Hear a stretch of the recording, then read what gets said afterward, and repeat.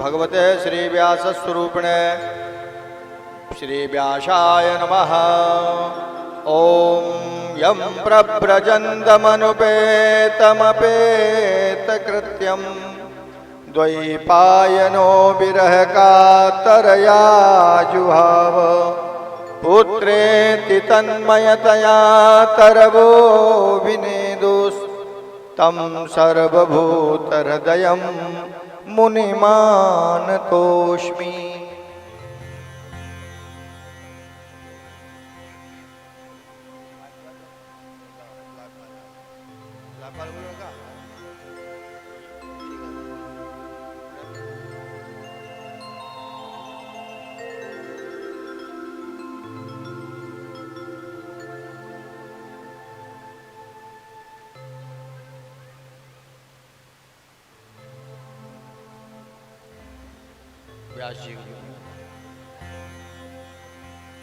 ओम हिरण्यवर्णा ओम हिरण्यगर्भः समवर्तताग्रे भूतस्य जातः पतिरेक आसीत् सदाधार पृथिवीं द्यामुते मां कस्मै देवाय हविखा विधेम।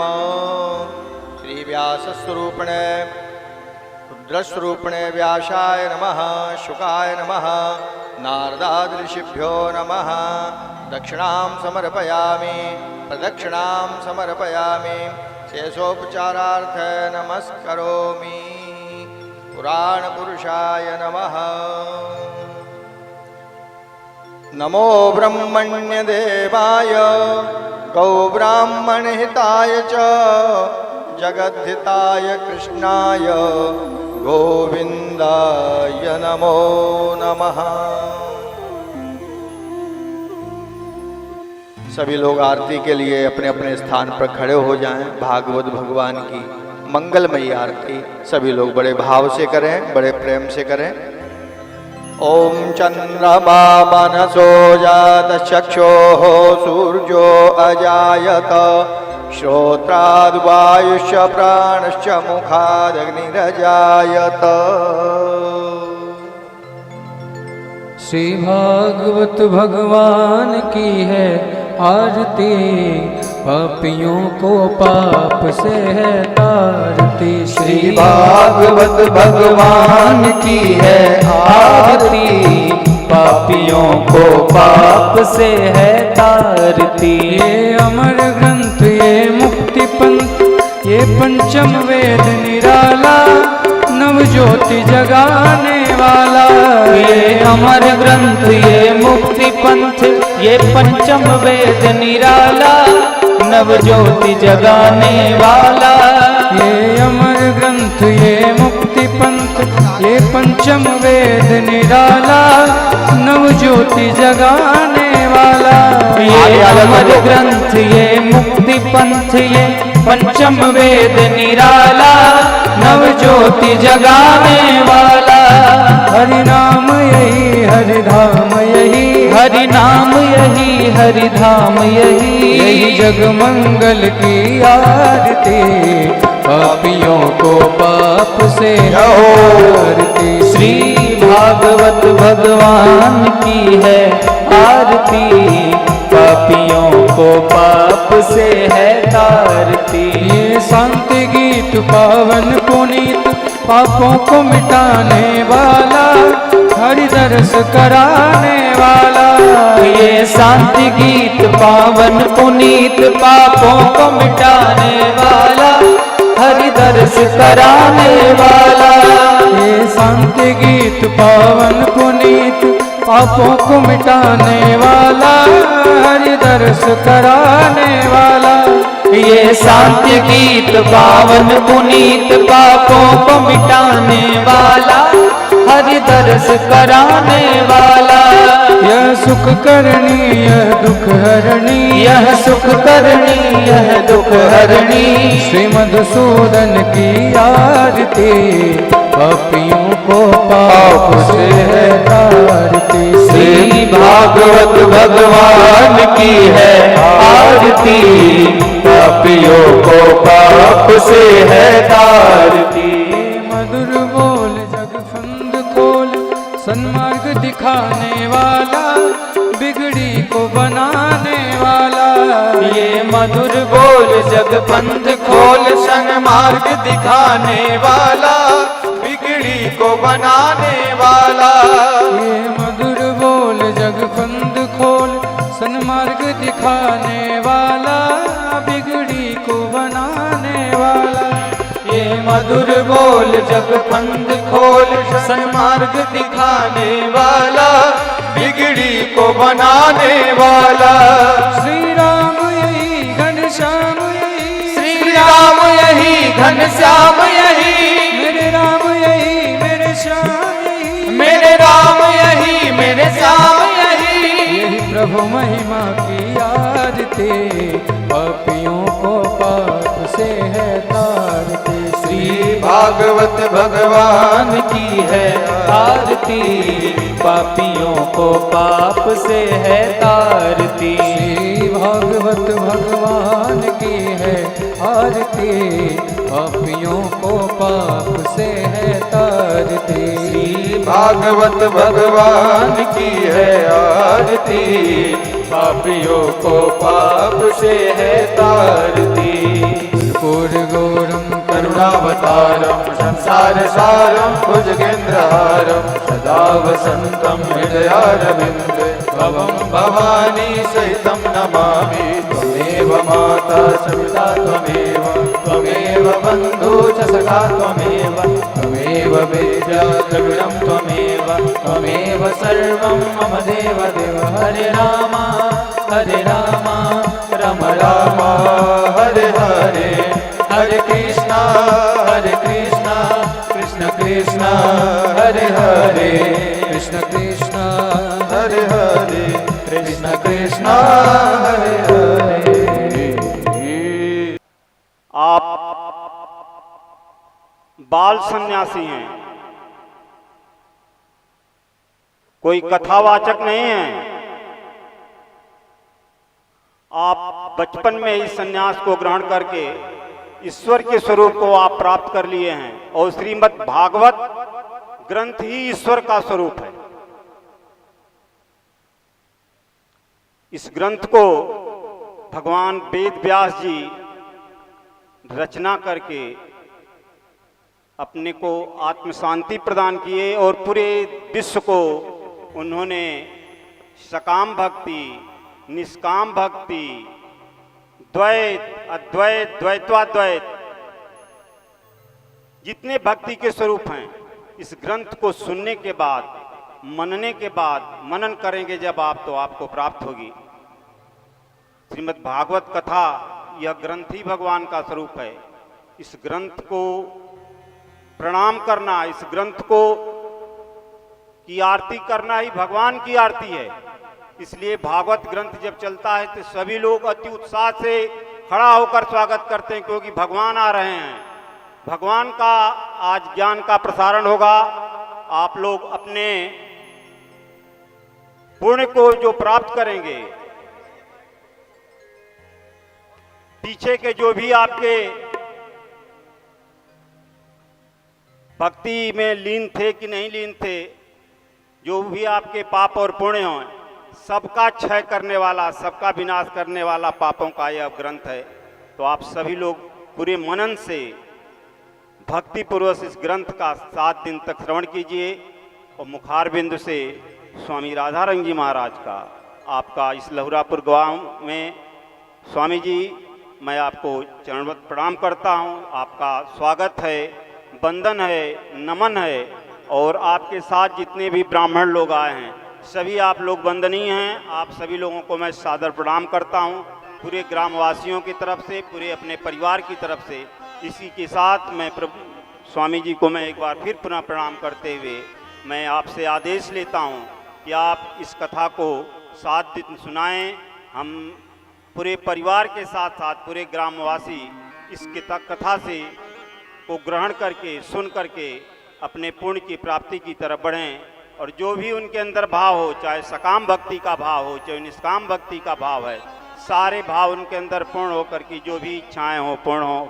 इसी के साथ मैं श्री भगवान भागवत महाराज की जयकार करता हूँ, प्रणाम करता हूँ। जय श्री राधे कृष्ण। कृष्ण गोविंद हरे मुरारे हे नाथ नारायण वासुदेव श्री कृष्ण गोविंद हरे मुरारी हे नाथ नारायण वासुदेव हे नाथ नारायण वासुदेव हे नाथ नारायण वासुदेव हे नाथ नारायण वासुदेव हे नाथ नारायण वासुदेव हे नाथ नारायण वासुदेव हे नाथ नारायण वासुदेव गोविंद बोलो हरि गोपाल बोलो राधा रमण हरि गोपाल बोलो गोविंद बोलो हरि गोपाल बोलो राधा रमण हरि गोपाल बोलो गोविंद बोलो हरि गोपाल बोलो गोविंद बोलो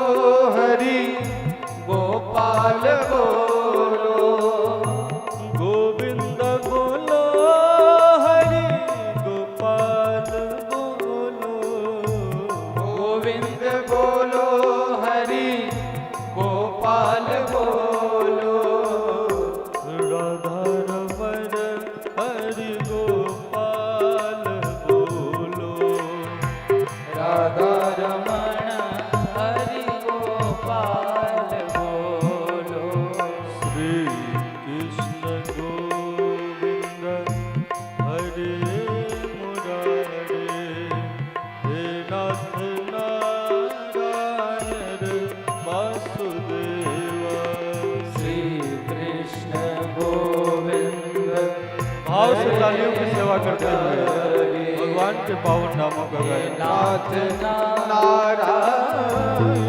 वासुदेव हे नाथ नारायण वासुदेव हे नाथ नारायण वासुदेव हे नाथ नारायण वासुदेव हे नाथ नारायण वासुदेव हे नाथ नारायण वासुदेव हे नाथ नारायण वासुदेव राधे कृष्णा कृष्णा कृष्णा राधे कृष्णा राधे कृष्णा राधे कृष्णा कृष्ण कृष्णा राधे कृष्णा राधे कृष्णा कृष्णा कृष्णा राधे कृष्णा राधे कृष्णा राधे कृष्णा कृष्ण कृष्णा राधे कृष्णा राधे कृष्णा कृष्णा कृष्णा राधे कृष्णा राधे कृष्णा राधे कृष्णा कृष्ण कृष्णा राधे कृष्णा राधे कृष्णा कृष्णा कृष्णा राधे कृष्णा राधे कृष्णा राधे कृष्णा कृष्ण कृष्णा राधे कृष्णा राधे कृष्णा कृष्णा कृष्णा राधे कृष्णा राधे कृष्णा राधे कृष्णा कृष्ण कृष्णा राधे कृष्णा श्री कृष्ण गोविंद हरे मुरारे हे नाथ नारायण वासुदेव श्री कृष्ण गोविंद हरे मुरारे हे नाथ नारायण वासुदेव श्री कृष्ण गोविंद हरे मुरारे हे नाथ नारायण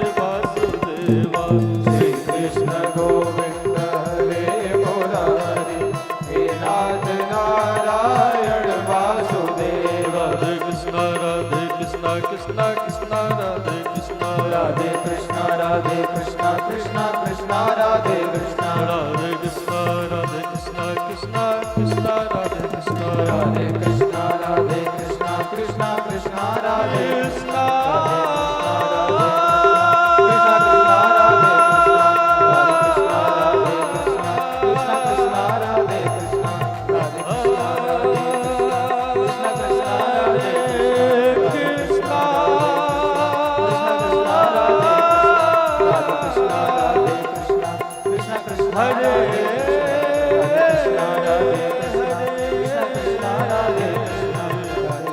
कृष्ण गोविंद हरे मुरारी नाथ नारायण वासुदेव श्री कृष्ण गोविंद हरे मुरारी हे नाथ नारायण वासुदेव कृष्ण गोविंद हरे मुरारी हे नाथ नारायण वासुदेव श्री कृष्ण गोविंद हरे मुरारी हे नाथ नारायण वासुदेव कृष्ण नारायण वासुदेव हे नाथ नारायण वासुदेव।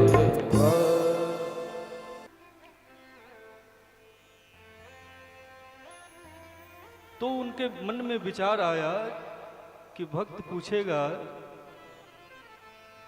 कि मैं भक्ति क्यों करूं, इससे क्या लाभ होना है। एक लाइन में भक्ति के संदर्भ में बता दिया कि महाराज सात वस्मिन परम प्रेम रूपा। भक्ति क्या है? तो भगवान के प्रति परम प्रेम है। सांडिल्य जी ने भी इसको कहा कि सा परानुरक्तिरीश्वरे, भगवान के प्रति परा अनुरक्ति को ही भक्ति कहते हैं। लेकिन उनके मन में आया कि जीव तुरंत पूछेगा महाराज कि आखिर मैं भक्ति क्यों करूं, क्या जरूरत है भक्ति करने की। तो इसके लिए अगले ही सूत्र में, इस सूत्र की कोई जरूरत नहीं थी, लेकिन उन्होंने लिखा कि सा त्वस्मिन् परम प्रेम रूपा। दूसरा सूत्र दिया कि अमृत स्वरूपाचा। इसलिए करो, भक्ति क्यों करें? तो भक्ति इसलिए करो कि ये अमृत स्वरूपा है। जो तुम्हारे जीवन की वास्तविक खोज है, अमरत्व की सिद्धि, ऐसा कुछ प्राप्त कर लूं जो फिर छूटे ना हमसे। शाश्वत की सिद्धि है, आनंद की सिद्धि है। तो इसीलिए कहा कि अमृत स्वरूपाचा, जो भी तुमको चाहिए उसको सूक्ष्म रूप में देखा जाए। इसीलिए भगवान का जो स्वरूप भी है तो वो क्या है? सच्चिदानंद रूपाय। यहीं से श्रीमद् भागवत महापुराण कि जब महात्म की कथा प्रारंभ की गई तो यहाँ भी भगवान व्यास ने इसकी महिमा जब लिखी तो महात्म में भी उनको और कोई शब्द नहीं सूझा। उन्होंने भी कहा कि श्रीमद् भागवत महापुराण कोई पूछे कि मैं क्यों सुनूं, इसके सुनने से क्या फायदा है।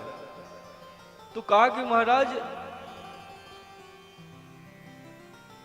सच्चित आनंद रूप जो वस्तु है वह तुमको प्राप्त हो जाएगी। सत्य तत्व को ही तो आप चाहते हैं ना। आप जो कुछ भी जगत में ग्रहण करते हैं तो सोचते हैं ये सदा सर्वदा के लिए मैं प्राप्त कर रहा हूं, लेकिन वास्तव में वो सदा सर्वदा के लिए होता नहीं है, सब असत है। लेकिन श्रीमद् भागवत महापुराण के माध्यम से आप जो आपकी वांछा है सत्व तत्व को प्राप्त करने की, सत्य तत्व को, सद तत्व को, तो उसकी सिद्धि हो जाती है, चिद तत्व की सिद्धि हो जाती है। सत्यम ज्ञानम अनंतम ब्रह्म। मानो ये तो वेद का ही पका हुआ फल है ना, तो उसकी झलक तो बार बार आती ही है यहाँ। तो उस परम ज्ञान तत्व की भी सिद्धि हो जाती है, जिसका बोध हो जाने के बाद फिर कुछ जानने के लिए नहीं बचता है। ऐसा चिद तत्व प्राप्त हो जाता है जिससे आपको विवेक की सिद्धि हो जाती है, नेर छीर का ज्ञान हो जाता है महाराज। तो ये चिद तत्व है। और फिर सत और चित्त के माध्यम से, अर्थात सद वस्तु और परम ज्ञान के माध्यम से, परम विवेक के माध्यम से आप सद को ग्रहण करते हैं, तो उस ग्रहणता में भी, उस ग्रहण करने में भी इच्छा तो वास्तव में आनंद की ही होती है ना। तो इसीलिए कहा कि महाराज श्रीमद् भागवत महापुराण रूपी जो भगवत विग्रह है, ये आपको सच्चिदानंद की प्राप्ति करा देता है। इसलिए सच्चिदानंद रूपाय कहा। और फिर कहा कि महाराज ऐसा न समझो कि ये कोई सामान्य तत्व की बात हो रही है, ये परम तत्व की बात हो रही है। अब भ्रमित न हो जाएं, इसके लिए आगे कहा कि यही तत्व विश्वोत्पत्त्यादि हेतुवे, विश्व के उत्पत्ति का हेतु है, विश्व के पालन का हेतु है और उसके विनाश का भी हेतु है। सच्चित आनंद ही वास्तव में देखेंगे तो जगत का पालन भी करता है। यदि आनंद न हो, यदि प्रेम न हो महाराज, तो जगत का पालन भी नहीं हो सकता है। और वास्तव में ज्ञान न हो, चिद तत्व न हो, तो मन में जो वासना का, कामना का संसार हमारे भरा हुआ है, उस संसार का विनाश भी नहीं हो सकता है। तो कहा कि ये पर ब्रह्म की चर्चा है, परम रसराज रस रूप जो परमात्मा है, जिसको वेद रसो वैसह कहते हैं, उस तत्व की चर्चा है। वही तत्व विश्व के उत्पत्ति के, विश्व के स्थिरता के पालन का और विश्व के विनाश का हेतु है। तो फिर महाराज फिर बात वही आ गई कि आखिर जगत का पालन होगा, जगत का विनाश होगा, या सच्चित मिल जाएगा, आनंद मिल जाएगा, तो हमको क्या फायदा होगा। कुछ ऐसे भी लोग हो सकते हैं कि वो पूछे कि महाराज आनंद भी मिल जाएगा तो मुझको उससे क्या लेना देना है, उससे क्या हो जाएगा। तो कहा कि महाराज ठीक है, आनंद तुमको समझ में नहीं आ रहा है कि आनंद मिलेगा तो तुमको क्या होगा, तो ऐसे समझो कि तापत्रय विनाशाय। पहले सीधे समझाया कि तुमको आनंद की प्राप्ति होगी, लेकिन फिर इस पे भी न समझ पाओ तो आगे कहा भगवान व्यास ने कि तुम्हारे तीनों प्रकार के ताप नष्ट हो जाएंगे, तुम्हारे दुख नष्ट हो जाएंगे। इतना तो आप समझते हैं ना कि आपको जो भी दुख है, दैहिक दैविक भौतिक जो त्रिताप है, जो संताप है, जो उत्ताप है, जो परिताप है, जो भी क्लेश आपके जीवन में है महाराज, उन सब का विनाश हो जाएगा। तापत्रय विनाश है। और अंत में कहा कि श्री कृष्णाय वयम नुमः। भगवान श्री कृष्ण को अंत में प्रणाम करते हैं। अब यहां ये ऐसा अद्भुत श्लोक है कि महाराज इस पे जीवन भर बोला जाए तो बात खत्म नहीं होगी। दूसरे अर्थों में आप देखेंगे तो भगवान श्री कृष्ण का नाम अंत में लेते हैं।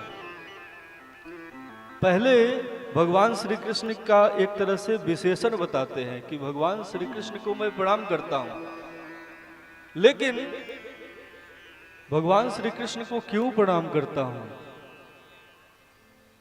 इसलिए प्रणाम करता हूं कि भगवान श्री कृष्ण हम आप जैसे अल्पज्ञ कोई जीवात्मा नहीं है। भगवान श्री कृष्ण सच्चिदानंद रूप है।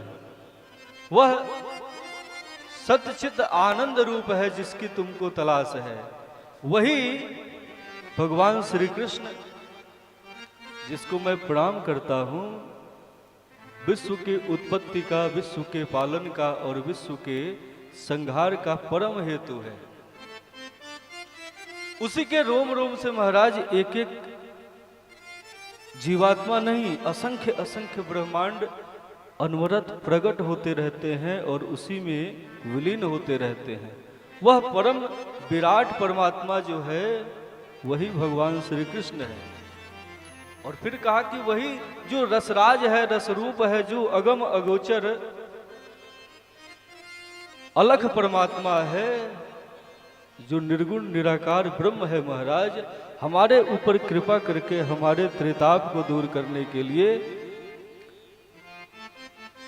तापत्रय विनाश आए, हमारे तीनों प्रकार के तापों को नष्ट करने के लिए श्री कृष्ण रूप में प्रकट हुआ है। इसलिए उस पर ब्रह्म परमात्मा जो सगुण साकार रूप में श्री विग्रह को धारण किया है, उस श्री कृष्णाय, उस भगवान श्री कृष्ण को मैं प्रणाम करता हूं। श्री कृष्णाय वयम नमः। इस प्रकार सबसे पहले मानव विशेषण के रूप में महात्मा को भी प्रकट कर दिया है और फिर भगवान को प्रणाम किया है। कुछ संत कहते हैं कि महाराज इसलिए सबसे पहले सच्चिदानंद की बात किया कि कहीं सामान्य जीव ये न समझ ले कि ये जो ग्रंथ है केवल भगवान श्री कृष्ण के अनुयायियों के लिए है। नहीं, चूंकि भगवान श्री कृष्ण की कथा इसमें विशेष रूप से भगवान श्री कृष्ण के अवतरण की कथा है, इसलिए भगवान श्री कृष्ण का नाम लेते हुए अंत में कहा कि श्री कृष्णाय वयम नमः। अन्यथा अन्य जितने भी विशेषण हैं वह परम पुरुष परमात्मा के हैं, जो असंख्य असंख्य बार महाराज धराधाम पे अनेकानेक रूपों में धर्म संस्थापनार्थाय और विनाशाय च दुष्कृताम, इन दोनों हेतुओं से अवतरित होता रहता है। वही श्री राम है, वही श्री कृष्ण है, वही भगवान शिव है, वही भगवान कपिल है, वही भगवान ऋषभ देव है महाराज, वही भगवान पृथु है, वही भगवान नरसिंह है, वही भगवान बराह है। सब तत्व रूप से एक ही है। आवश्यकता के हिसाब से उनकी शक्तियों का प्रकाश होता रहता है। अब जहां आवश्यकता नहीं है वहां शक्ति का प्रकाश भगवान क्यों करेंगे? तो इसलिए तत्व मद्वयम, दो तत्व नहीं। जिस समय भगवान सुखदेव प्रकट होते हैं माता के उदर से और जन्म लेते ही 12 वर्षों के बाद इनकी उत्पत्ति होती है और जन्म लेते ही ये वन की ओर चले जाते हैं, वन की ओर जाने लगते हैं। स्वयं भगवान वेद व्यास पुत्र के विरह में विरह का अतर आज हुआ, हा पुत्र करते हुए दौड़ लगा रहे हैं महाराज कि हा पुत्र रुक जाओ, कहां जा रहे हो, मैं तुम्हारा पिता हूं। लेकिन ऐसे ब्रह्मभूत हैं, ऐसे प्रसन्न आत्मा है कि महाराज कुछ भी उनको सुनाई नहीं देता है, अपने आनंद स्वरूप में स्थित हैं, अपने आनंद स्वरूप में निजानंद में महाराज चलते चले जा रहे हैं। जब पिता इतने करुण क्रंदन कर रहे हैं तो इस पे उनके दुख को देख के महाराज वृक्षों से आवाज आती है। वृक्ष उनको उपदेश करते हैं कि ये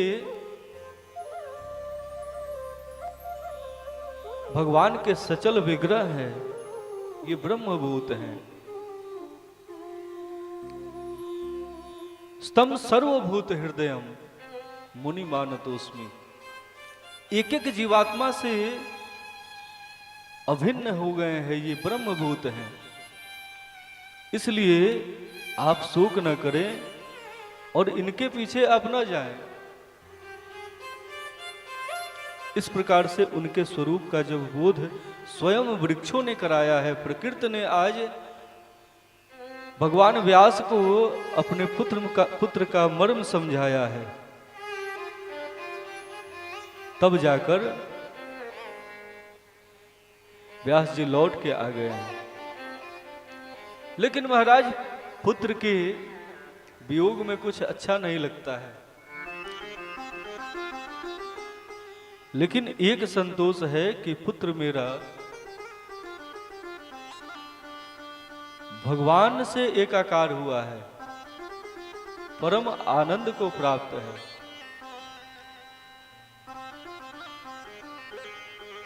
लेकिन फिर भी पिता का हृदय है। मुनि सोचते हैं कि महाराज आखिर उसको ऐसा कौन सा सुख प्राप्त है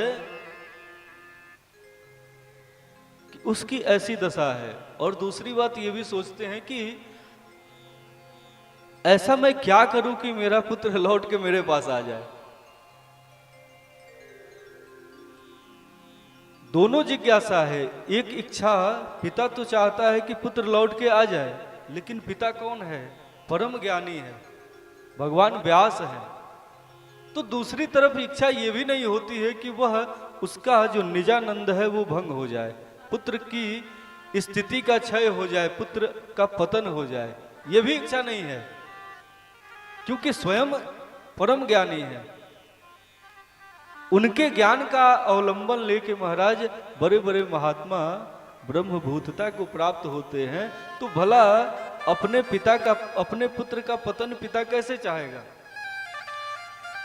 तो मोह के कारण एक तो स्थिति कभी कभी बनती है कि पुत्र लौट आए, लेकिन दूसरी इच्छा ये भी होती है कि पुत्र की स्थिति का पतन न हो।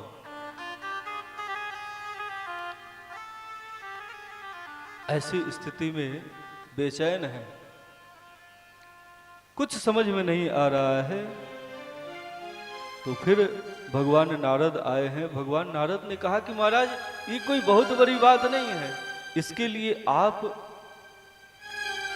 भगवान के सुमधुर लीला का गान करें, भगवान के करुणा को ध्यान में रखते हुए भगवान की कृपा की, भगवान की करुणा की गाथा आप लिखें तो सही। बड़े बड़े ब्रह्मभूत भी महाराज भगवान की करुणा की जब चर्चा सुनते हैं, कथा सुनते हैं, लीला सुनते हैं, तो उनका मन भी द्रवित हो जाता है। भगवान की लीला में ऐसा रस है कि सामान्य जीव क्या महाराज, जो ब्रह्मभूत प्रसन्न आत्मा न सोचती न कांक्षति,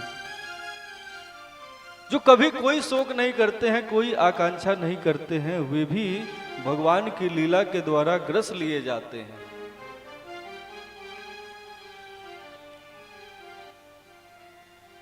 तो इसलिए आप भगवान की कथामृत को लिखिए, कथा की गाथा लिखिए महाराज, भगवान के भक्ति की गाथा लिखिए, उनके जन्म का चरित्र लिखिए, उनके अनेकानेक लीलाओं को लिखिए, और देखिए सुखदेव जी लौटते हैं कि नहीं। और वही किया महाराज भगवान व्यास ने। और आप जानते हैं कि जब भगवान व्यास ने पूतना की गाथा लिखी कि कैसे एक पूतना जो जिघान से अपायत असाध्वी, जो असाध्वी है, जो मारने के लिए भगवान को आई रहती है, और उसको भी स्वयं भगवान माता की गति प्रदान करते हैं। तो ये जब कथा महाराज, ये जब श्लोक जाके सुनाया है भगवान व्यास के शिष्यों ने, तो उन अपने समाधि उनकी भंग हो जाती है सुखदेव जी की। कहा कि महाराज भगवान की करुणा इतनी बड़ी है, और क्या उनकी करुणा की और भी कोई श्लोक है तुम्हारे पास, और कोई गाथा है? तो शिष्यों ने कहा कि महाराज ऐसी तो असंख्य भगवान की करुणा की असंख्य चर्चा है, लेकिन हमारे पास नहीं है, हमारे गुरु जी के पास है, वहां चलना पड़ेगा आप लोगों को, आपको। तो फिर भगवान की करुणा सुनने के लिए, भगवान की करुणा की गाथा सुनने के लिए, भगवान की कृपा की लीला चर्चा सुनने के लिए महाराज ब्रह्मभूत प्रसन्न आत्मा जो समः सर्वेषु भूतेषु, समस्त जीवों से, सृष्टि से एकाकार सुखदेव जी थे महाराज, लौट आते हैं अपने इस प्राकृत जगत में और फिर शिष्यों के साथ आश्रम लौट आते हैं। और श्रीमद् भागवत महापुराण अभी महात्म ही सोचिए कितना सूक्ष्म है। केवल नाच गाना खेल तमाशा ये नहीं हो रहा है, ये हमारे आपके जीवन का वास्तविक प्रश्न है। कहते हैं कि अज्ञान का हेतु मोह मद अंधकार इत्यादि जो है ये कैसे दूर हो सके। फिर कहते हैं कि भक्ति ज्ञान और वैराग्य, इनके माध्यम से हमारे अंदर विवेक कैसे प्रकट हो। विवेको वर्धते महान, भक्ति ज्ञान वैराग्य तो। और फिर आगे कहते हैं, प्रश्न नोट करते जाइएगा आप लोग, कि विवेक कैसे प्रकट होता है। मैं भक्ति करूं लेकिन कैसी भक्ति करूं, या भक्ति करूं यदि विवेक प्रकट न हो तो फिर भक्ति का कोई मतलब नहीं है। इसका अर्थ तो यही हुआ ना। तो भक्ति और ज्ञान और वैराग्य, इन तीनों के माध्यम से विवेक कैसे प्रकट होता है। फिर कहते हैं कि माया मोह निरासश्च वैष्णवई क्रियते कथम। इस जगत की माया से पार जाने के लिए वैष्णव जन क्या करते हैं। हमने सुना है कि वैष्णव ही अर्थात जो भगवान के शरणागत है वही माया मेताम तरंतिते, इस दुस्सार माया से पार हो पाते हैं। तो इसके लिए वो क्या करते हैं। वैष्णवई क्रियते कथम, क्या करते हैं। और फिर आगे कहा कि क्लेशाक्रांतस्य तस्यैव शोधने किम परायणम। हमारा जो क्लेश है, हमारा जो दुख है, इसकी निवृत्ति कैसे हो सके। क्योंकि सब कुछ हम करें, भक्ति भी करें महाराज, विवेक भी बढ़ जाए और जीवन से दुख विदा न हो तो उसका क्या फायदा। तो कहा कि क्लेशाक्रांतस्य तस्यैव शोधने किम परायणम। जो क्लेश से आक्रांत जीव हैं, वो अपने क्लेश का शोधन, अपने दुखों का शोधन कैसे करें। और अंत में कहते हैं कि कृष्ण प्राप्ति करम शश्वत साधनम तद्वदाधुना।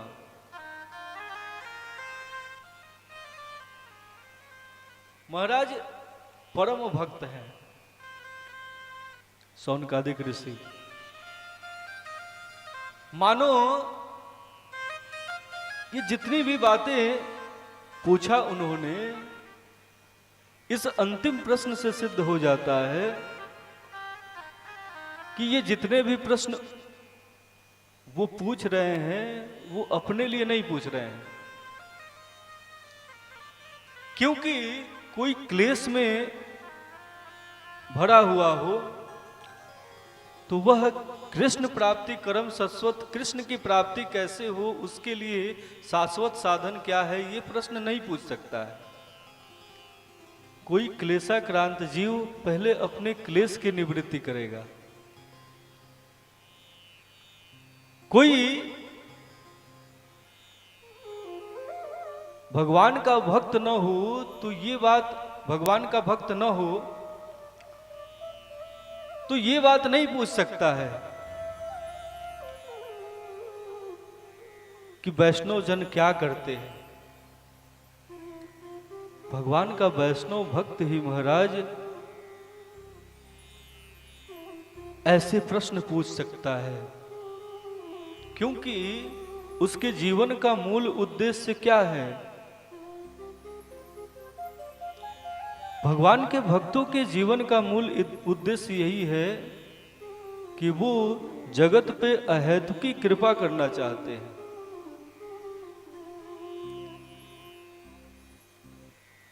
स्वार्थ लाग करहि सब प्रीति, सुर नर मुनि सब कर यह रीति, कहा है। लेकिन भगवान के भक्तों को छोड़ दिया, कहा कि हेतु रहित जग जुग उपकारी, तुम तुम्हारे सेवक असुरारी। हे प्रभु, आप और आपके जो अनन्य सेवक है वो अहेतुकी भक्ति करते हैं, हेतु रहित जगत का उपकार करने वाले होते हैं। तो इसीलिए आज जगत के उपकार के लिए प्रश्न किया है ये शौनकादिक ऋषियों ने सूत जी से।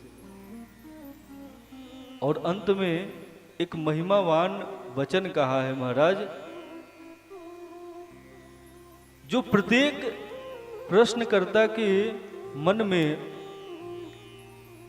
अचल रूप से प्रतिष्ठित होना चाहिए, और जो मार्ग है आनंद की प्राप्ति का, ज्ञान की प्राप्ति का, वो क्या, तो वो दिखाया है उन्होंने कि हम उसके योग्य हैं, हम पात्र हैं, इसलिए हमें आप सुनाइए।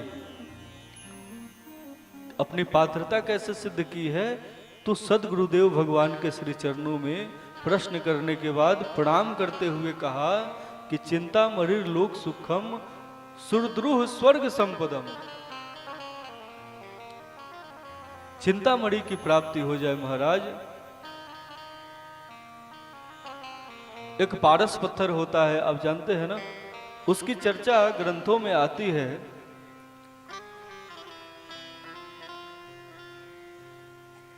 कि वो यदि लोहे से उसका स्पर्श करा दिया जाए तो सोना बना देता है लोहे को। उसी प्रकार चिंतामणि है कि जिसको हाथ में लेके चिंतन, जो भी वस्तु जिन वस्तुओं का हम चिंतन करते हैं, तो वो जगत के समस्त भोगों को प्राप्त करने में समर्थ है। इसी प्रकार से एक और वस्तु है कल्प वृक्ष। तो कल्प वृक्ष जगत के भोगों की भी प्राप्ति करा देता है और स्वर्ग की संपदा भी प्राप्त कराने वाला है। अब पारस पत्थर जहां लोहा सटाएंगे वहीं पे सोना बनाएगा, लेकिन कल्प वृक्ष की सामर्थ्य ये है कि वह स्वर्ग के संपदा प्राप्त कराने में भी सक्षम है। लेकिन कहते हैं कि महाराज, प्रयच्छति गुरु प्रीतो वैकुंठम योग दुर्लभम। यदि सदगुरुदेव भगवान की प्राप्ति किसी को हो जाए तो योगियों का जो दुर्लभ फल है महाराज, जो परम योगी भी उनके लिए भी अगम्य है, वो भी प्राप्त नहीं कर सकते हैं। वह फल भगवान की भक्ति, भगवान के श्री चरणारविंद की प्राप्ति करा देता है। तो इसलिए सदगुरुदेव भगवान के श्री चरणों में हम लोगों की प्रीति है। इस श्लोक के माध्यम से, इस प्रार्थना के माध्यम से अपना प्रणय निवेदन किया है, प्रणाम किया है। पारस पत्थर की चर्चा करते हुए महाराज सूरदास जी ने बड़ा अद्भुत पद लिखा। एक लोहा पूजा में राखत, एक घर बधिक परो।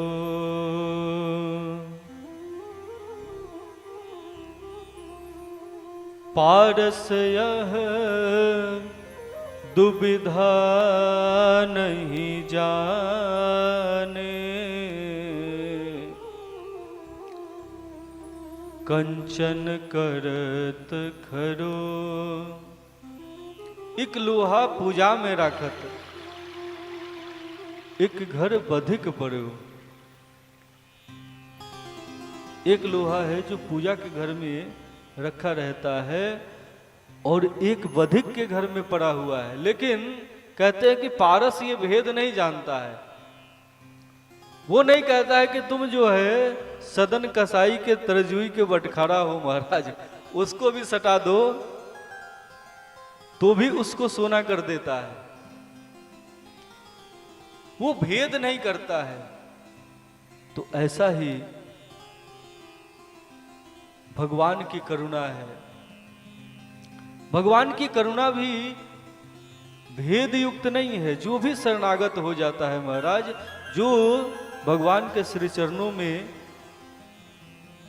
जो सदगुरुदेव भगवान के श्री चरणों में अपने आप को समर्पित कर देता है, कबीरा गुरु के देश में बस जाए जो कोई, कागा ते हंसा करे, जात वरन कुल खोए। भेद नहीं रह जाता है। ये सदगुरुदेव भगवान की करुणा है, कृपा है। तो इसी को अंत में प्रार्थना करते हुए कहते हैं कि चिंतामणि लोक सुखम सुरद्रुह स्वर्ग संपदम प्रयच्छति गुरु प्रीतो वैकुंठम योग दुर्लभम। ऐसी प्रश्न करने की विधि, ऐसी पात्रता, ऐसे प्रश्न महाराज जब सूत जी ने सुना तो अत्यंत प्रसन्न हुए। मानो शिष्यों के प्रश्न ने उनके अंदर ज्ञान को प्रकट कर दिया, उनके अंदर परमानंद को प्रकट कर दिया। यूं कहें कि स्वयं भगवान को ही प्रकट कर दिया। क्योंकि भगवान की कथा और भगवान अभिन्न है। अश्रुपात करते हुए आंखें महाराज प्रेमाश्रु से भर गई सूत जी की,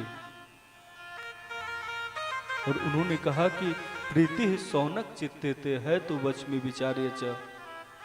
आपके हृदय में प्रीति है भगवान के प्रति, इसलिए आप पात्र हैं इस कथामृत के पान के लिए महाराज।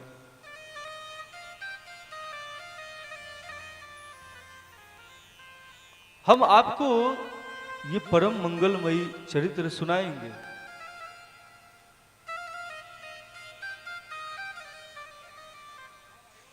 ऐसा चरित्र सुनाएंगे जो सर्व सिद्धांत निष्पन्नम, सारे सिद्धांतों का सार होगा। और फिर ये भी कहा कि संसार भय नाशनम, जिसके श्रवण करने मात्र से महाराज जगत के सारे दुखों का नाश हो जाएगा। काल व्याल मुख ग्रास त्रास निर्नाश हेतवे। इस जगत में जो काल रूपी जो ये व्याल है, ये जो कलिकाल का प्रभाव है, इसको नष्ट करने वाली कथा मैं सुनाऊंगा तुमको। और फिर आगे कहते हैं कि ये कथा जिसका तुमने प्रश्न किया है, जन्मांतरे भवेत पुण्यम, अनंत जन्मों के जब पुण्य उदित होते हैं तब इसकी प्राप्ति होती है। इसको तुम सामान्य कथा ना समझ लेना। मानो ये अनंत जन्मों के तुम्हारे जो तुमने पुण्य किया है वो सभी पुण्यों का फल है। इसके श्रवण से क्या होगा? तो इसके श्रवण से तुम्हारा मन निर्मल हो जाएगा। मन निर्मल हो जाएगा तो क्या होगा? इससे वह निर्मल मन ठाकुर जी को अत्यंत प्रिय है, तो ठाकुर जी के श्री चरणों में निवेदित हो जाएगा। ये तस्माद परम किंचित मनः शुद्ध ही न विद्यते। ये जो श्रीमद् भागवत महापुराण की मंगलमयी कथामृत है, ये जिस प्रकार जीवों के मन को पवित्र करता है, निर्मल करता है, शुद्ध करता है, वैसे अन्य कोई भी साधन नहीं है जो मन को निर्मल करते हो।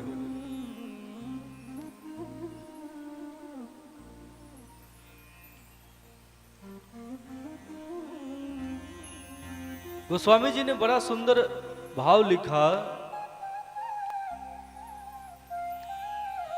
भव सागर चह पार जो पावा,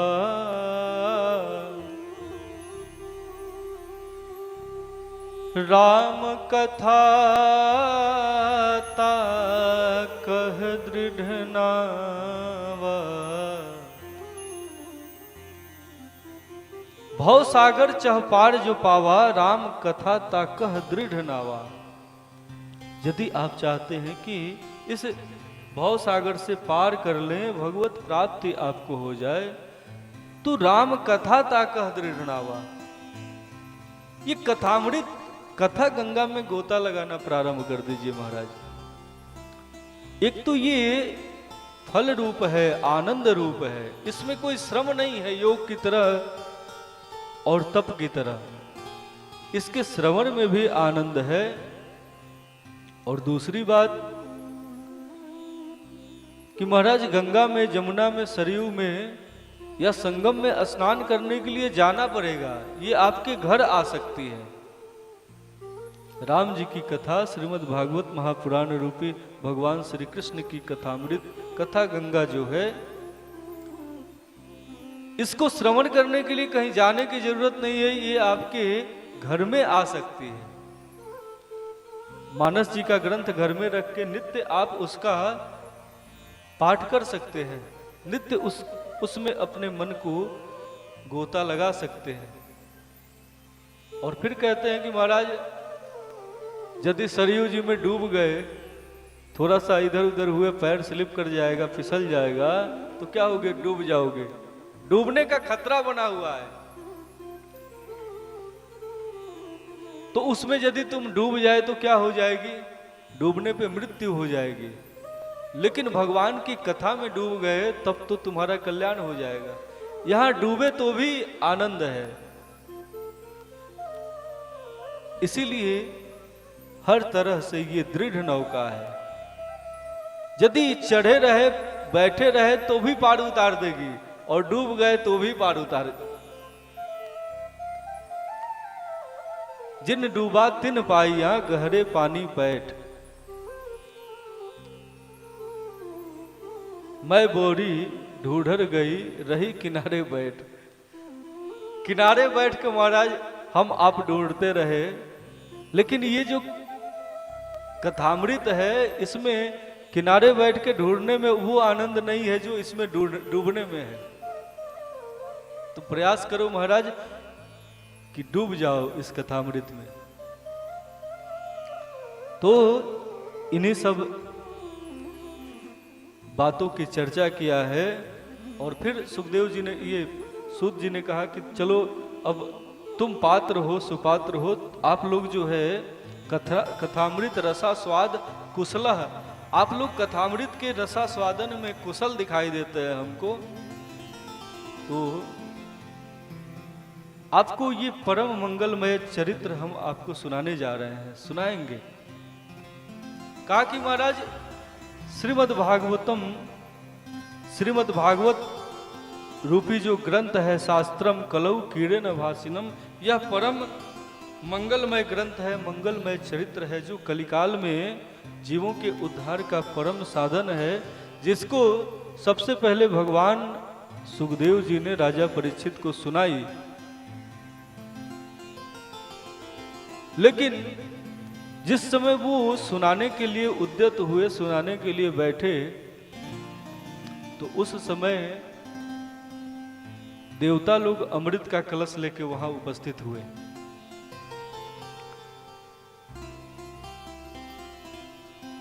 परीक्षित जी को बड़ा विस्मय हुआ कि महाराज देवता आ गए इस समय यहां पे, और उसके बाद खाली नहीं आए हैं, अमृत का घट लेकर आए हैं, कलश लेकर आए हैं, जिसमें लबालब अमृत भरा हुआ है, जिसको पीने के लिए महाराज देवासुर संग्राम हो गया, जिसको पीने के लिए भगवान मोहिनी अवतार लेकर, और भगवान ने भी कैसा अद्भुत चरित्र किया, चरित्र प्रकट किया, और देवासुर देवताओं को पिला दिया, असुरों को नहीं पिलाया, आप जानते हैं। तो वह परम जो दुर्लभ अमृत है, जिसको लेके महाराज कितने युद्ध होते रहते हैं, हुए हैं।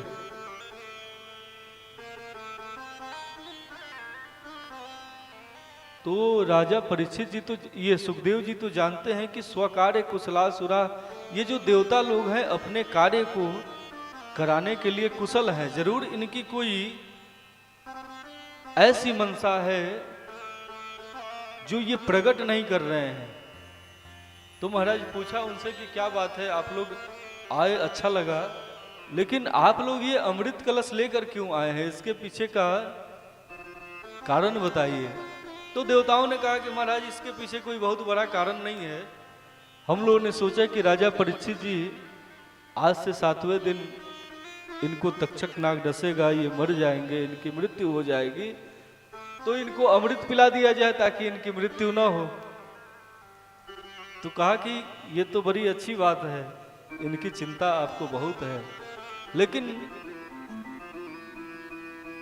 अमृत आप लोग पिला देंगे तो फिर इसके बदले में आप लोगों को क्या चाहिए? यदि कुछ नहीं चाहिए तो जाइए, राजा परीक्षित बैठे हैं, पिला दीजिए, कौन मना किया आप लोगों को? लेकिन आप लोग के चेहरे पे कोई और भाव हमको दिखाई देता है, आप लोग कुछ चाहते हैं इसके बदले में, ऐसा लगता है।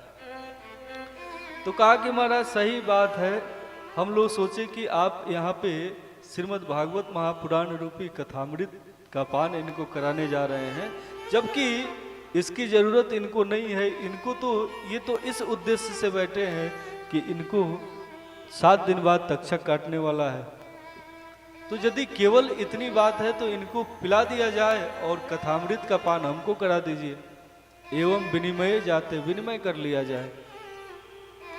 सुधा राज्ञा प्रपीयताम। तो महाराज राजा परीक्षित हंसने लगे। सुखदेव जी तो परम ज्ञानी ही हैं, राजा परीक्षित ने भी उपहास कर दिया आज देवताओं का। और सुखदेव जी ने कहा कि महाराज क्व काचा क्व मणिर महान, कहाँ कांच और कहाँ मणि, दोनों की तुलना आप कर रहे हैं। आप कथामृत यदि पीना था आपको तो आप आके चरणों में बैठे होते, जैसे सभी भक्त पान करेंगे आपको भी मिलता है, इसमें कोई बुराई नहीं थी। लेकिन उसके लिए हृदय में जो प्रीति की जरूरत थी, जिसके संदर्भ में कहते हैं सौनकों के हृदय में प्रीति है, प्रीति सौनक चित्ते थे, है तो बच में विचारे अच्छा। जिसकी पात्रता प्रीति है, जिसकी पात्रता सदगुरुदेव भगवान की शरणागति है, लेकिन ये तो आप लोगों में है नहीं। आप लोगों ने सोचा कि कथामृत का पान करना है तो इसके बदले में सुधामृत इनको दे दिया जाए, तो सुधा देने से कथा मिलने वाली नहीं है महाराज। मोल भी, विनिमय भी जो होता है वो सामान्य वस्तुओं में होता है, वस्तु का मूल्य सामान्य होना चाहिए। ये नहीं कि अब बहुमूल्य मणि हो और किसी कांच के टुकड़े से उसका विनिमय हो जाए, ये तो संभव नहीं है। और इसलिए अब आप लोग कथामृत पान करने के अधिकारी भी नहीं है, क्योंकि आपके पास योग्यता के रूप में केवल अमृत है। सदगुरुदेव भगवान की ना तो शरणागति है और ना ही आपके चित्त में प्रीति है। तो इसलिए अभक्तांश तांश च विज्ञाय, अभक्त जानकर उनका उपहास करके महाराज लौटा दिया। राजा परीक्षित ने तो कुछ नहीं कहा, लेकिन उन्होंने तो भाव से आदर पूर्वक कहा कि महाराज हमको आप कथा श्रवण करने दीजिए, आप भी बैठ के कथा श्रवण कीजिए। लेकिन सुखदेव जी ने उनको डांट के भगा दिया, लौटा दिया कि नहीं, आप लोग अधिकारी नहीं है, नहीं बैठ सकते हैं। जब ऐसी बात महाराज देवताओं ने सुनी, ब्रह्मा जी के पास ये बात पहुंची, तो ब्रह्मा जी ने सत्यलोक में एक त्रजुई, एक तुला बांधा महाराज, उस पे जितने भी सत्कर्म थे सबको एक तरफ रखा और श्रीमद् भागवत महापुराण की ये जो मंगलमयी कथा है इसको दूसरे पलड़े पर रखा है। और जब दोनों को तौला है तो श्रीमद् भागवत महापुराण इसकी महिमा ज्यादा समझ में आई, प्रमाणित तो हो गई। ब्रह्मा जी ने भी इसको कलिकाल में सर्वाधिक महिमावान बताई। ब्रह्मा जी ने भी इसकी महिमा गाई है महाराज। और फिर ये उद्घोष कर दिया कि श्रीमद् भागवत महापुराण की कथा जो है कलिकाल के जीवों का परम प्रधान साधन है कलिकाल में। और इसी संदर्भ में सूत जी ने कहा कि महाराज यही कथा शौनकादिक ऋषियों ने भी नारद जी को सुनाई थी। मानो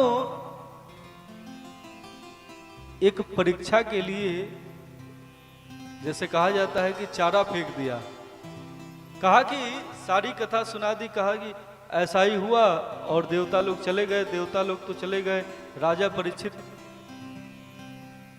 को सुखदेव जी ने कथा सुना दी और यही कथा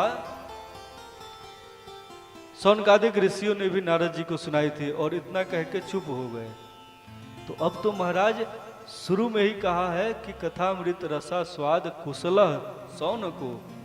ये जो शौनक जी हैं ये सामान्य हमारे आपके जैसे सोने वाले श्रोता नहीं है जो ये सोचे कि महाराज कब कथा बंद हो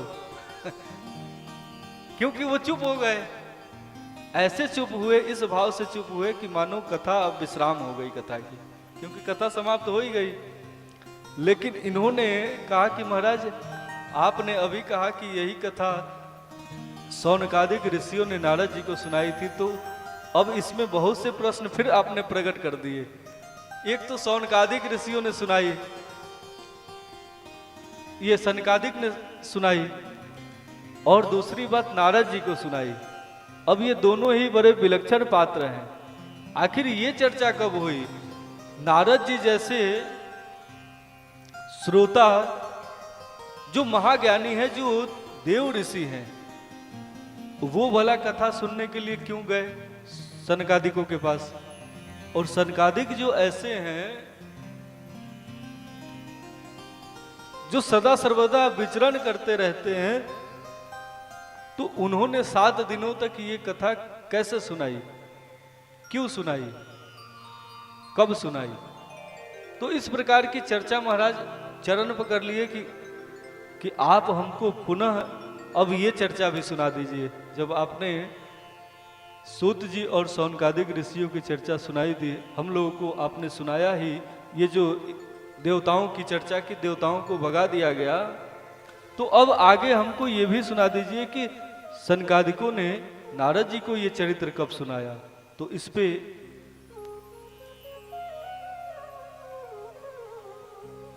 सूत जी प्रसन्न हुए। सूत जी जान गए कि अब ये वास्तव में भगवान के चरित्र, भगवान का पावन चरित्र ये सुनना चाहते हैं, इनको आनंद आ रहा है। जान गए कि ये सोने वाले श्रोता नहीं है, इनको ये बहुत ध्यान से सुन रहे हैं, इनको रस आ रहा है। तो सूत जी ने कहा महाराज एक बार की बात है, हम लोग ऐसे ही सत्संग करते हुए विशालापुरी बद्रिकाश्रम में गए हुए थे। तभी हम लोगों ने देखा कि नारद जी उधर से व्यग्र चित्त हुए लौट आ रहे थे। चित्त मानो ऐसा था जैसे यथागत वित्तो जना, जैसे किसी लोभी का धन खो गया हो।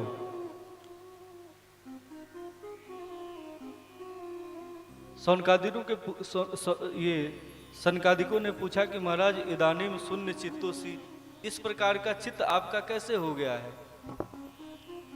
आपका स्मरण करके तो जगत के जो दुखी जीव हैं उनको आनंद की प्राप्ति होती है, और आप खुद आज दुखी दिखाई दे रहे हैं। वो भी सामान्य दुख नहीं दिख रहा है। जैसे गोस्वामी जी ने भी जब कोई दुख उपमा नहीं मिली तो यही कहा कि महाराज काम ही नारी प्यारी जीव, लोभी प्रिय जिम दाम। जिस प्रकार लोभी नित्य दाम का चिंतन करता रहता है, क्योंकि लोभी के लिए धन का खो जाना सबसे बड़ी हानि है। तो यथा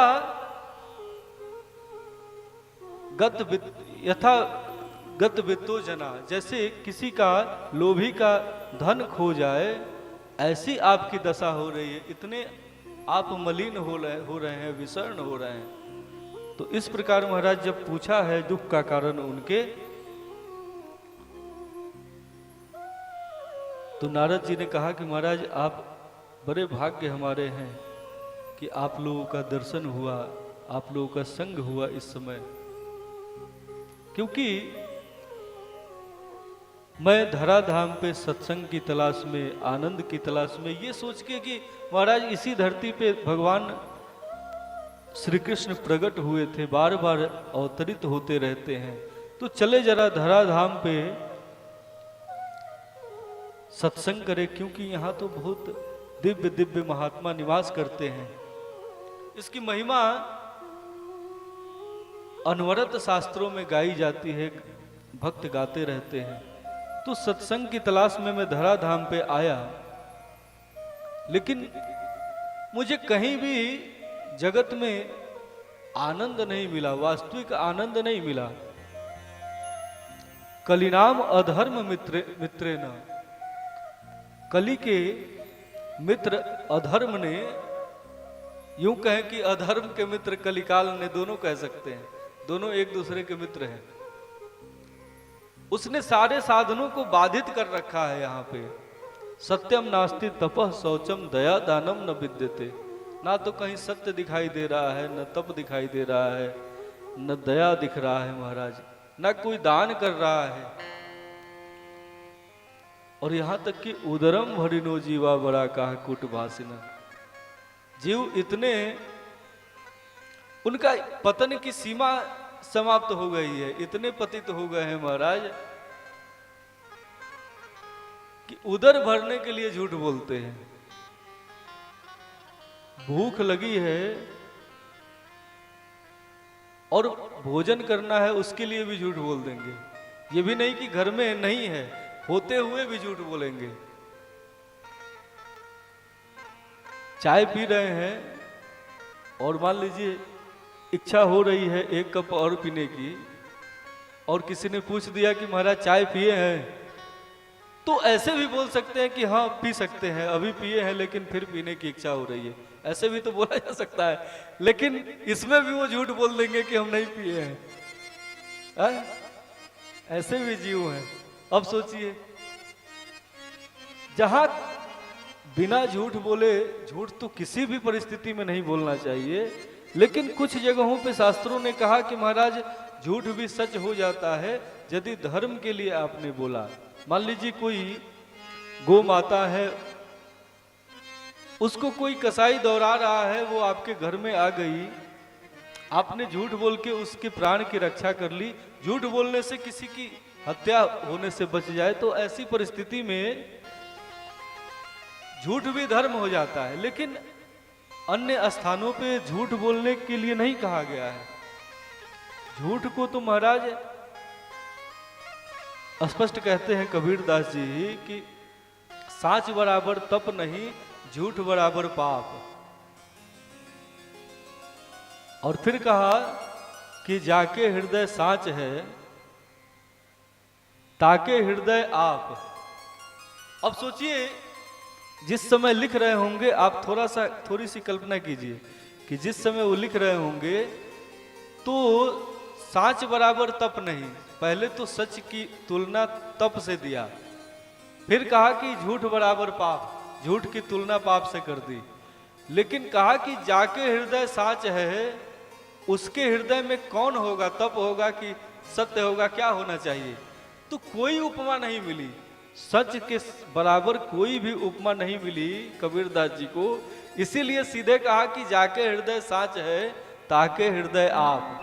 अर्थात सत्य जो है साक्षात नारायण है। इसीलिए जो प्रधान नाम भगवान का है सत्य नारायण है। सत्य के तुलना में कोई अन्य उसका पर्यायवाची शब्द है ही नहीं है भगवान को छोड़ के। और उस सत्य को जो है हम छोटी छोटी, आजकल तो मोबाइल लोग लेते हैं तो मोबाइल का काम ही है झूठ बोलना। मोबाइल 90% झूठ बोलवाता रहता है, वो नहीं वो प्रेरित नहीं करता है। हमारी वासनाएं जो है झूठ बोलने पे उतारू रहती है और मोबाइल उसमें सुविधा का काम करता है। अब आप कहीं और हैं, बता देंगे, मान लीजिए हम यहाँ कथा श्रवण करने आए हैं तो बोल सकते हैं कि कथा सुनना है, लेकिन इसमें भी झूठ बोल देंगे हम। तो झूठ कलिकाल में बोलना बहुत ही आसान हो गया है। हर बच्चा अपने माता पिता से नित्य झूठ बोल रहा है, हर पति पत्नी से झूठ, हर पत्नी पति से झूठ, हर बालक, प्रत्येक रिश्ते झूठ से दूषित हो गए हैं। ये कलिकाल का प्रभाव है। इसीलिए नारद जी ने पहला ही शब्द कहा कि सत्यम नास्ति, सत्य नहीं है। महाराज ये तो सामान्य सत्य की बात हो गई कि कोई चाय पीने के लिए भी झूठ बोल दे, लेकिन वास्तव में सत्य की स्थापना करनी होगी। कोई सच बार बार बोले उससे भी कोई बहुत बड़ी उपलब्धि नहीं हो जाएगी। जीव की उपलब्धि सत्यवादी बनने से होगी। जीव को केवल झूठ कम बोलना इतने में ही उसका विकास नहीं माना जाएगा, उसको सत्यवादी बनना होगा। और सत्यवादी महाराज केवल सत्य बोलने वाले को ही नहीं कहते हैं। जहां अधर्म हो रहा हो, जहां असत्य की विजय हो रही हो, वहां सत्य के पक्ष में अपना सर्वस्व समर्पण करने वाले को सत्यवादी कहते हैं। तब तो सत्य का, जैसे राजा हरिश्चंद्र जी सत्यवादी कहलाते हैं, तो सत्य के साथ खड़ा होने के लिए कितनी तपस्या उनको करनी पड़ी।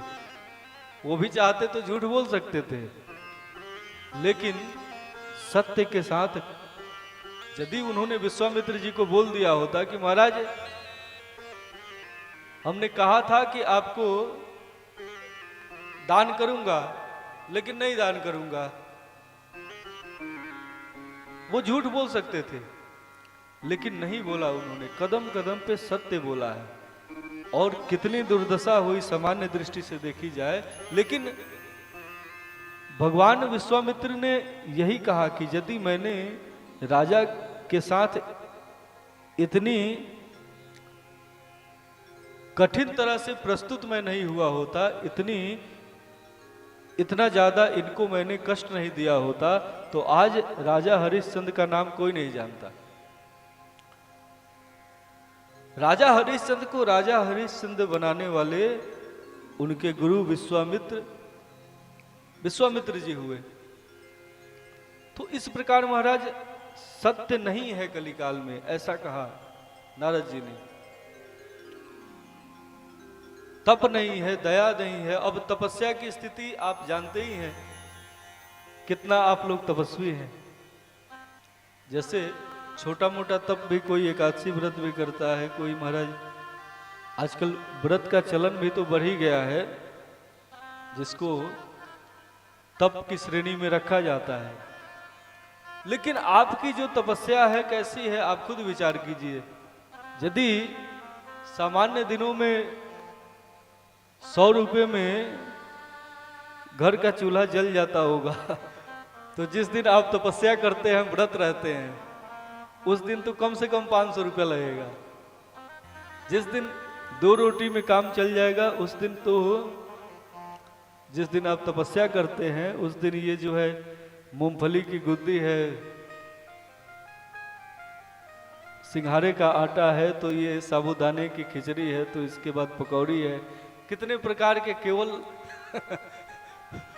व्यंजन बनते हैं जिस दिन आप व्रत रहते हैं उस दिन। तो इस प्रकार की तपस्या हो गई। छोटी छोटी ये जो नशा होता है, पान बीड़ी सिगरेट भी हम पीने लगते हैं, उसको भी छोड़ने में कितनी कठिनाई होती है, नहीं छोड़ते हैं, दवा कराना पड़ता है उसके लिए। तो ऐसी हमारी तपस्या हो गई है, ऐसे हम तपस्वी हो चुके हैं इस समय।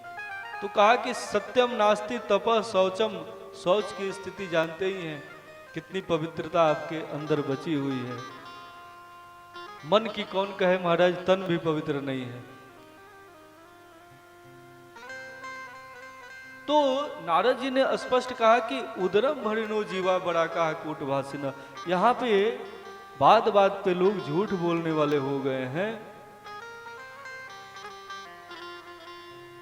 पाघंट नितरा संतो विरक्ता सपरिग्रह। जो संत महात्मा भी पाखंड करने वाले हो गए हैं, झूठ बोलने वाले हो गए हैं, जो विरक्त अपने को कहलाते हैं, उनके अंदर, उनके यहाँ सर्वाधिक संपदा दिखाई देती है। और आगे कहा कि महाराज तरुणी प्रभुता गे है। ये सब कलिकाल के प्रभाव हैं। घरों में पुराने समय में शासन किसका चलता था? बड़ों का चलता था। बड़ों से विमर्श होता था, बड़ों से राय ली जाती थी, बड़ों का कहा घर में चलता था, माना जाता था। लेकिन अब कहते हैं कि तरुणी प्रभुता गेहे। गेहे अर्थात घर में जो सबसे कम उम्र के लोग हैं, सबसे कम उम्र की स्त्रियां हैं, तरुणी, तो जो सबसे नया है उसकी बात सबसे ज्यादा सुनी जाती है। जितना पुराना आप होते जाइए आपकी सुनवाई कम होती जाएगी। जबकि नियम ये था कि जो सबसे वयोवृद्ध होते थे, सबसे पुराने होते थे, उनका अनुभव और उनका सम्मान ज्यादा होता था घर में। क्योंकि अब बाबा आ गए तो इनसे पूछा जाना चाहिए, क्योंकि जीवन का अनुभव इनके पास ज्यादा है। तो इनसे ये आउटडेटेड हो गए, इनसे कौन पूछेगा, ये क्या जानते हैं। आज के बच्चे ऐसे ही बोलेंगे कि ये क्या जानते हैं। तो जितना उम्र कम है, खासकर शब्द तरुण नहीं दिया, तरुणी दिया, कि जितनी कम उम्र की कन्या है उतना जो है घर में सुनवाई उसकी ज्यादा है। ये कलिकाल का पहचान है। कलिकाल की ये सब, ये ढंग है, कलिकाल के ये स्वरूप है कि जहां अधर्म युक्त जीवन प्रारंभ हो चुका है। क्योंकि महाराज कोई छोटा बालक धर्म के मर्म को क्या जानता है? न तो उसको जीवन का अनुभव है और ना ही उसके पास धर्म का मर्म है, धर्म धारण करने की क्षमता है।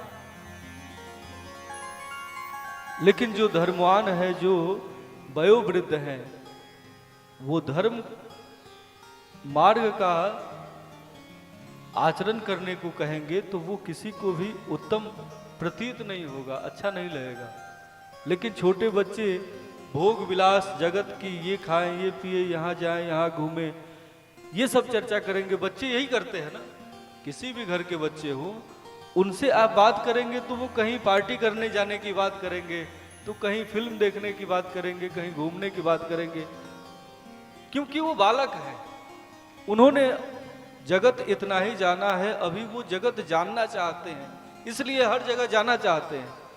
और कोई बूढ़ा आदमी होगा घर का तो वो कहेगा बैठ के तुम लोग रामचरितमानस पढ़ो महाराज, कहाँ घूमने जाओगे। तो रामचरितमानस यदि बूढ़ा कहे, बूढ़े की बात यदि घर में चले तो रोज भजन हो घर में, लेकिन बूढ़ों की नहीं चलती है, इसीलिए रोज केवल पार्टियां होती हैं। धर्म का कोई कार्य होता ही नहीं है घरों में, घर से धर्म विदा हो गया। ये क्यों हुआ? कलिकाल के प्रभाव के कारण। इसीलिए कहा कि तरुणी प्रभुता गे है। और फिर कहते हैं कि श्यालको बुद्धिदायक। यदि कोई वयोवृद्ध प्रभुता वाला होता, उसका घर में चलता, तो वो विमर्श करता, विचार करता घर में, तो अपने बच्चों से करता, अपने भाइयों से करता। लेकिन घर की बहू जो है, जो छोटी बहू है तो छोटी बहू का चलेगा तो बहू किससे, अब भसुर से तो विचार करेगी नहीं, क्योंकि तरुणी सबसे कम उम्र की बहू है वो, तो उससे जो है सब बड़े ही हैं। तो अब वो किससे विचार करेगी? ससुर से बैठ के चर्चा करेगी कि भसुर से करेगी? नहीं करेगी। तो सबसे बढ़िया उसको कुछ पूछना होगा तो अपने भाई से ही पूछेगी, और कौन है उसके पास। तो इसलिए कहा कि श्यालको बुद्धिदायक, बुद्धि देने वाले आज के युग में कलिकाल में साले हो जाते हैं। साले प्रधान रूप से बुद्धि देने वाले होते हैं। और एक आध प्रसंग आप जानते ही हैं महाभारत इत्यादि का, कि श्यालकों ने बुद्धि दिया तो उसका परिणाम क्या हुआ। तो इस प्रकार से महाराज अनेक बातें बताई है नारद जी ने। नारद जी ने कहा कि महाराज ऐसी दुर्दशा कलिकाल के कारण हो गई है, अब तो महाराज उदर भरने के लिए लोग कन्या जो हैं वो धन अर्जित करने जा रही हैं। इसमें भी कोई बुराई नहीं है, लेकिन अधर्म पथ की तरफ कलिकाल के प्रभाव से नित्य बढ़ते जा रहे हैं। तो इसलिए आप कोई उत्तम मार्ग बताइए कि हम क्या करें। मेरी बुद्धि तो बहुत बेचैन हो गई है। कलिकाल जाने कितना पतन करेगा जीवों का, कुछ समझ में नहीं आ रहा है। सनकादिकों ने पूछा कि महाराज और आपने क्या देखा, आप वृंदावन गए कि नहीं? क्योंकि हमने तो सुना है कि महाराज भगवान के धाम में अभी भी भक्ति देवी विराजमान है, वहां तो बड़े बड़े भक्त जाते हैं देश भर से।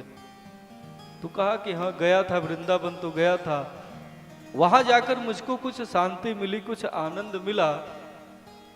लेकिन जब मैं स्नान करके जमुना जल से बाहर जा रहा था तभी मैंने एक वहां पे विचित्र दृश्य देखा। वहां देखा मैंने कि जमुना के पुलिन पे एक स्त्री जो है वो बैठ के विलाप कर रही है। इसलिए विलाप कर रही है कि उसके सामने दो दो अचेत पुरुष सोए हुए थे। कहा कि महाराज वो क्यों सोए हुए थे? तो वो इसलिए सोए हुए थे कि वो मूर्छित थे, अचेत थे, जोर जोर से श्वास ले रहे थे। कुछ अन्य कन्याएं भी जोर जोर से उनको पंखा झल रही थी। मैंने सोचा कि धराधाम पे ऐसे दृश्य तो होते ही रहते हैं, कोई बड़ा होगा या कोई बीमार होगा, इसलिए। और बहुत सारी स्त्रियां थी तो वहां जाना उचित नहीं समझा। मैं वहां से जाकर देखकर फिर लौटने लगा। तो जैसे ही मैं लौटने लगा तभी उस देवी ने मुझसे जोर से आवाज लगाया कि भो साधु क्षरम तिष्ठति मत चिंताम पिनाशया। हे महात्मा, क्षण भर के लिए रुक जाइए, मेरी चिंता दूर करते जाइए। आगे उसने कहा कि दर्शनम तो लोकस्य सर्वताग हरम परम, सर्वथा अग हरम परम। आपका दर्शन भी हो जाए तो महाराज सारे पाप नष्ट हो जाए। जब संतों के प्रति ऐसी प्रीति मैंने देखा उस स्त्री में, संतों के महात्म का ऐसा वर्णन मैंने सुना, तो मैं समझ गया कि ये कोई सामान्य कन्या नहीं है। इसीलिए मैं रुक गया, क्योंकि उसने कहा कि क्षणम तिष्ठति, क्षण भर के लिए रुकिए। क्षण भर में महाराज सत्संग हो जाए किसी के जीवन में तो आनंद की प्राप्ति उस जीव को हो जाती है। सर्वथा अगहरम परम सर्व स्वार्थो भी लभ्यते साधु नाम दर्शनम लोके। क्षण भर के लिए भी दर्शन भी हो जाए महाराज, संग की तो बात छोड़ो, तो सर्व स्वार्थो भी लभ्यते, सारे के सारे मनोरथ पूर्ण हो जाते हैं। तो नारद जी कहते हैं कि मैं रुक गया। मैंने पूछा कि महाराज देवी आप कौन हैं? तो उसने बताया कि मैं भक्ति देवी हूं, भगवान की प्रिया हूं। भगवान ने अपने भक्तों का पोषण करने के लिए मुझको धराधाम पे भेजा था। साथ में पुत्र के रूप में ज्ञान और वैराग्य को भगवान ने मेरे साथ भेज दिया और मुक्ति को दासी के रूप में भेजा। लेकिन कलिकाल में धराधाम पे आने के बाद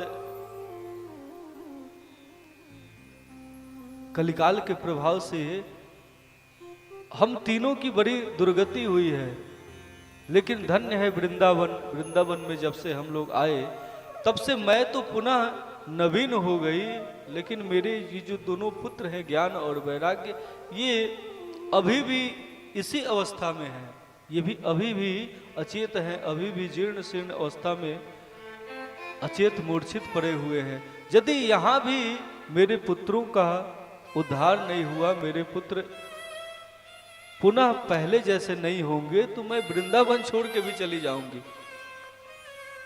नारद जी ने कहा कि देवी तुम चिंता न करो, मैं अभी इन दोनों को ठीक कर देता हूं। नारद जी ने उनके कानों में अपना मुख लगाया और बार बार वेद पाठ किया, बार बार गीता सुनाया उनको। लेकिन बार बार सुनाने के बाद भी कोई फल नहीं मिला, कुछ भी नहीं हुआ।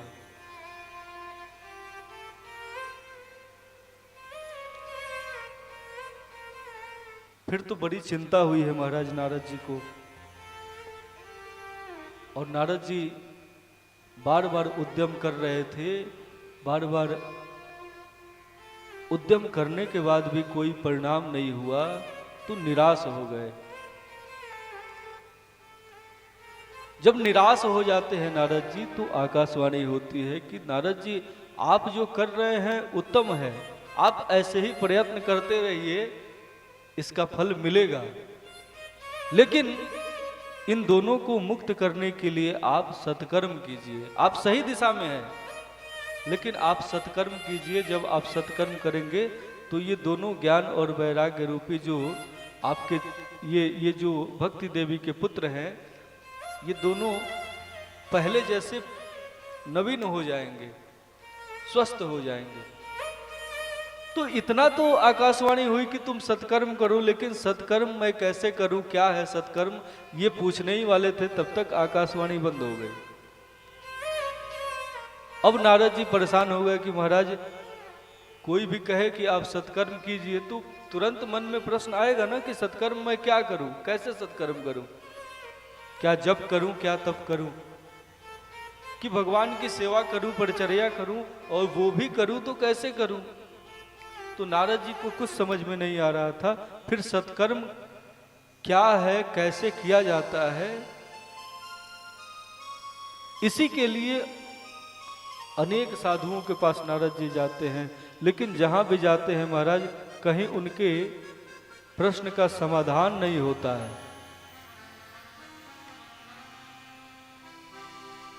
तो फिर कहीं भी समाधान नहीं हुआ, तो वही नारद जी के मन में आया कि चलो हम तप करते हैं, तपस्या से भगवान जब प्रसन्न होंगे तो मैं उन्हीं से पूछूंगा कि सत्कर्म कैसे किया जाता है, सत्कर्म क्या है। और फिर वही तप करने के लिए नारद जी आए हुए हैं यहाँ पे बद्रिकाश्रम में, जहाँ पे मुलाकात हो जाती है। और फिर नारद जी जब सनकादिकों से मिलते हैं तो सनकादिक प्रसन्न होते हैं, कहते हैं कि हम आपको बताते हैं सत्कर्म क्या है। इसके लिए आपको 7 दिवसीय श्रीमद् भागवत महापुराण की मंगलमयी कथा सुनानी पड़ेगी। नारद जी प्रसन्न हो जाते हैं। नारद जी कहते हैं कि फिर महाराज कथा सुनानी पड़ेगी, तो कथा सुनाने के लिए अब मैं प्रवक्ता ढूंढने कहाँ जाऊं, आप ही लोग सुना दीजिए। नारद जी के निवेदन पे सनकादिक प्रसन्न हो जाते हैं। सनकादिकों का तो जीवन ही महाराज कथा रस में बीतता है, कथामृत का पान करने में बीतता है, उनको भी आनंद आता है। नारद जी की बात सुन के सनकादिक तैयार हो गए हैं। सनकादिकों ने कहा कि ठीक है कथा सुनाई जाएगी, लेकिन आपको यहाँ नहीं सुनाई जाएगी, आप लोग समतल भूमि पे चलिए, हरिद्वार में चलिए, जहाँ पे इस कथामृत से अन्य जीवों को भी लाभ हो सके। और फिर सब मिलके महाराज यहाँ आए हैं। यहाँ आनंद नामक तट पे भगवान की मंगलमयी कथा हुई है। कथा प्रारंभ होने ही जाती है, तब तक भक्ति देवी अपने पुत्रों के साथ वहां उपस्थित हो गई हैं। भक्ति सुतौ तौ तरुणौ गृहीत्वा, दोनों पुत्रों के साथ वहां आ गई हैं। और फिर नाथेति नामानि मुहुर वदंती, बार बार एक ही बात कह रही हैं क्या? श्री कृष्ण गोविंद हरे मुरारे, हे नाथ नारायण वासुदेव, नाथ हेति नामानि मुहुर वदंती। मुहुर मुहुर अर्थात बार बार बोल रही हैं, और इसलिए उनका बार बार बोलना हे नाथ नारायण वासुदेव, हे नाथ नारायण वासुदेव, श्री कृष्ण गोविंद हरे मुरारे, हे नाथ नारायण वासुदेव। जब इस महामंत्र को, इस नाम को बार बार बोला जाएगा तो बार बार बोलना ही महाराज जप हो गया। लेकिन जब समूह में बोला जाए, ढोल झाल इत्यादि वाद्यों के साथ बोला जाए तो यही संकीर्तन हो जाता है। तो सबने मिलके मंगल कीर्तन किया है। आइए हम लोग भी ये मंगल कीर्तन करेंगे। इसके बाद भक्ति देवी प्रकट हुई हैं, भक्ति देवी नृत्य करते हुए प्रकट होती हैं। फिर अंत में भक्ति देवी प्रश्न करती हैं। वहां पे उपस्थित श्रोता प्रश्न करते हैं कि महाराज ये भक्ति देवी आई किधर से? सभी भक्त तो ऐसे बैठे हुए हैं, लेकिन हमने किसी ने देखा नहीं कि ये किधर से आई। तो कहा कि कथार्थ तो निष्पतिता धुनियम, ये जो कथा हम आपको सुनाने जा रहे थे, आप लोग कथा श्रवण कर रहे हैं, तो इसी के अर्थ से प्रकट हुई हैं भक्ति देवी। और फिर कहा कि ये निवास कहाँ करेंगे? भक्ति देवी ने प्रश्न किया है कि हम कहाँ निवास करें? तो कहा कि वैष्णव के मन में आप सदा निवास कीजिए। तो भक्ति देवी नृत्य करते हुए आनंद से भगवान के पावन नामों का गायन करते हुए प्रकट हुई हैं। और फिर भक्ति देवी के पुत्र भी वहां नृत्य कर रहे हैं, उनके भी दुख की निवृत्ति हो गई है। तो आइए उसी परम मधुर मनोहर मंगलकारी, परम पाप ताप संताप हरि जो भगवान के पावन नाम है, हम भी अपने दुख की निवृत्ति के लिए, अपने आनंद की सिद्धि के लिए उसी पावन नामों का सुमिरन करें। उसके बाद एक भजन करके फिर भगवान की मंगलमयी आरती आज की जाएगी। श्री कृष्ण गोविंद हरे मुरारे, हे नाथ नारायण वासुदेवा। श्री कृष्ण गोविंद हरे मुरारे, हे नाथ नारायण वासुदेवा। श्री कृष्ण गोविंद हरे मुरारे, हे नाथ नारायण वासुदेवा। श्री कृष्ण गोविंद हरे मुरारे, हे नाथ नारायण वासुदेवा। हे नाथ नारायण वासुदेवा, हे नाथ नारायण वासुदेवा। हे नाथ नारायण वासुदेवा। हे नाथ नारायण वासुदेवा। गोविंद बोलो हरि गोपाल बोलो, गोविंद बोलो हरि गोपाल बोलो। राधा रमण हरि गोपाल बोलो, राधा रमण हरि गोपाल बोलो। श्री कृष्ण गोविंद हरे मुरारे, हे नाथ नारायण वासुदेवा। श्री कृष्ण गोविंद हरे मुरारे, हे नाथ नारायण वासुदेवा। श्री कृष्ण गोविंद हरे मुरारे, हे नाथ नारायण वासुदेवा। श्री कृष्ण गोविंद हरे मुरारे, हे नाथ नारायण वासुदेव। हे नाथ नारायण वासुदेव, हे नाथ नारायण वासुदेव, हे नाथ नारायण वासुदेव, हे नाथ नारायण वासुदेव। प्रेम से बोलिए श्री वृंदावन बिहारी लाल की जय। जय।